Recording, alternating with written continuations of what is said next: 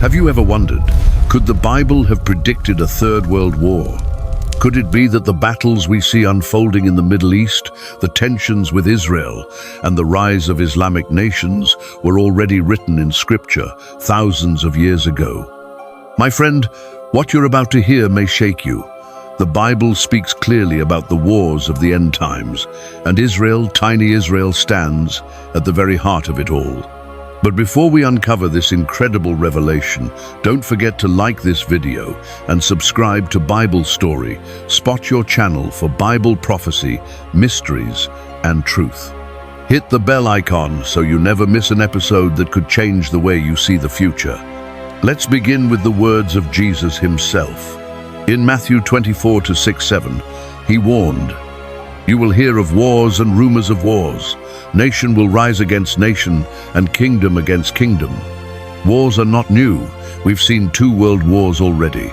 But Jesus said there would come a time when conflict would escalate like never before, wars so massive they would shake the entire earth. Could this be what many call World War III? To understand this, we must look at Israel. Why Israel?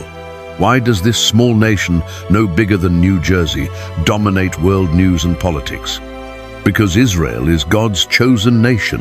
In Genesis 12:3, God promised Abraham, "I will bless those who bless you, and whoever curses you I will curse." History has proven this true. Nations rise and fall, but Israel remains. And in 1948, after nearly 2,000 years, Israel was reborn, a direct fulfillment of prophecy in Ezekiel 37. The vision of the dry bones coming back to life. This was not just history, this was prophecy ticking forward. Israel is the clock of God's prophetic timeline. Whatever happens there matters to the whole world. But prophecy doesn't stop at Israel's rebirth. It tells us something chilling, that in the last days, nations will surround and rise against Israel. Zechariah 12:2-3 says, "I am going to make Jerusalem a cup that sends all the surrounding peoples reeling. On that day, when all the nations of the earth are gathered against her, I will make Jerusalem an immovable rock. All who try to move it will injure themselves." Think about it. Jerusalem, a city smaller than most world capitals, will one day draw all nations into conflict. Doesn't that sound like the headlines we see today? Nations debating, fighting, and clashing over Israel's right to exist. Now, here's where it gets even more dramatic. In Ezekiel 38:39, the prophet describes a massive war of the last days, known as the Gog-Magog War. He names nations that will form a coalition to invade Israel. Magog, often linked to Russia. Persia, modern-day Iran, an Islamic stronghold. Kush, Sudan, divided by Ethiopia. Put, Libya. Gomer and Togama, Turkey. Notice something? Many of these nations today are predominantly Islamic, and they all unite for one mission: to wipe out Israel. But here's the twist: God himself intervenes. Ezekiel 38:18-19 says his fury will rise, earthquakes will shake the land, armies will be confused, and fire and brimstone will rain down. This war will not end with Israel's destruction. It will end with God's glory revealed to the world. So, is this the Third World War? Could the next great global conflict erupt, not in Europe or America, but in the Middle East? Over Israel? In Part 2, we will uncover the shocking role of Islam in prophecy, the rise of global coalitions, and how it all leads to the final battle known as Armageddon. But the question still remains, what role do Islamic nations play in prophecy? What about the final battle, the war that ends all wars, the Battle of Armageddon? And most importantly, where does Christ's return fit into all this? Let's dive deeper. First, we must understand the spiritual backdrop. The enemy of God, Satan, has always sought to destroy Israel. Why? Because Israel is God's covenant people, the root of the Messiah, and the land where Christ will one day rule. This is why nations repeatedly rise against her. The prophet Zechariah declared it clearly in Zechariah 14:2. "I will gather all the nations to Jerusalem to fight against it." This is not just a regional war. It is global.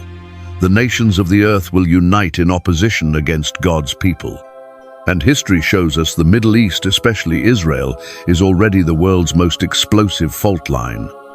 Now, let's focus on the nations named in Ezekiel 38:39. Persia, modern-day Iran, one of Israel's greatest enemies today. Kush, areas covering modern Sudan and parts of Ethiopia, with significant Islamic populations. Put, Libya and North Africa, lands tied to Islam. Goma and Togama, identified with modern-day Turkey, another Islamic stronghold. Magog, often connected to Russia, which today has deep alliances with Islamic nations in the Middle East. Do you see the pattern? While Ezekiel wrote this 2,600 years ago, the nations he listed line up with today's headlines. Islamic powers, along with their allies, stand in direct hostility toward Israel. This reveals a powerful truth. The rise of Islamic hostility toward Israel is not just politics, it is prophecy. Now imagine this: the Western world, Israel, and a coalition of nations on one side, and on the other, Islamic powers aligned with Russia and others. This isn't just a clash of armies, it's a clash of civilizations.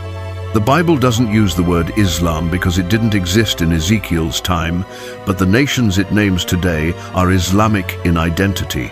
This tells us the conflict is not only military, it is also religious. Psalm 83 even describes a conspiracy of nations that say, "Come, let us destroy them as a nation, so that Israel's name is remembered no more."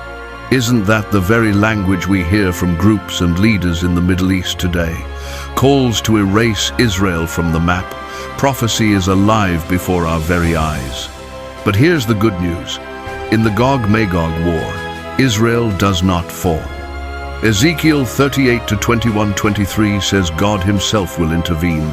"I will summon a sword against Gog. I will execute judgment with plague and bloodshed. I will pour down torrents of rain, hailstones, and burning sulfur." This means the armies will be destroyed supernaturally, not merely by Israel's weapons or human power. Why? So the whole world will know that the God of Israel is the one true God. Section 5. The final conflict, Armageddon. But the Gog-Magog War is not the end. It sets the stage for something greater. The Battle of Armageddon. Revelation 16:16 says, "Then they gathered the kings together to the place that in Hebrew is called Armageddon." This is not just a regional war. This is the climax of human rebellion against God. All nations, deceived by Satan, will gather in the valley of Megiddo in Israel for the ultimate showdown. Revelation 19:19 describes it. "Then I saw the beast and the kings of the earth and their armies gathered together to wage war against the rider on the horse and his army." The rider on the horse is none other than Jesus Christ returning in glory. The armies of the world will turn their weapons not only against Israel, but against the returning Messiah himself. Imagine the arrogance humanity trying to fight God. But the outcome is not in doubt. Revelation 19:20 tells us, "The beast was captured, and with it the false prophet. The two of them were thrown alive into the fiery lake of burning sulfur." With a single word, Jesus destroys the armies of the earth. The war that mankind thought would end in their victory becomes the moment of Christ's triumph. This is the true World War III, but it ends not with nuclear weapons or political treaties. It ends with the King of Kings establishing his reign. So what does all this mean for you and me? Israel is the prophetic clock. Watch Israel, and you'll know where we are in God's timeline. Wars will increase hate. Jesus warned us of wars and rumors of wars. Don't be surprised, be prepared. God is in control. Even when nations rage, God's hand directs history. He will not let Israel be destroyed. The return of Christ is near. The same Jesus who came humbly will return in glory. The question is, are we ready? So, is there a prophecy of World War III in Scripture? Not in those words, but yes. The Bible foretells massive global wars centered on Israel, involving Islamic nations and climaxing in Armageddon. But here's the real question. When the world is trembling, when nations are rising, when prophecy is unfolding, where will you stand? On the side of the nations, or on the side of the returning king?